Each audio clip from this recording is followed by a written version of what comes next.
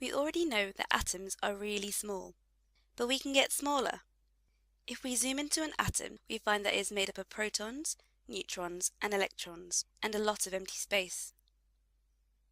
Imagine an Olympic swimming pool, 50 meters wide. This is our atom. At the center of our atom is the nucleus.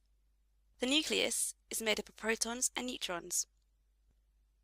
But if we jumped into the pool to find the nucleus, it would be pretty much impossible, because it is the size of a grain of sand. Around the nucleus, we find that electrons are randomly whizzing around. The electrons are even smaller than protons and neutrons. So say we only have 2 electrons in our atom. These would be randomly moving around our grain of sand in our 50-meter pool, just these 2 tiny electrons. So what does that leave? A lot of empty space. Now if we think about the minuscule scale that we're talking about, the constituents of an atom must have a minuscule scale to match. If we were to weigh protons, we would need 600 sextillion to just weigh 1 gram.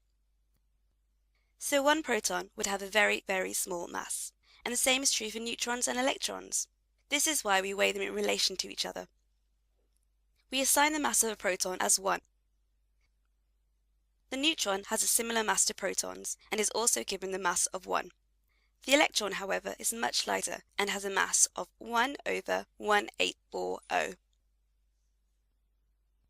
If we think about how heavy the mass of the protons and neutrons are in relation to the electrons, it's clear to see that the mass of an atom is concentrated at the nucleus.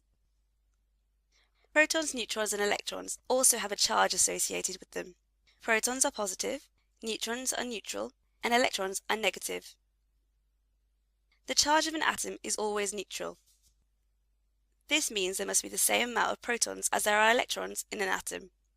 The number of neutrons can vary, and they do not affect the charge of the entire atom.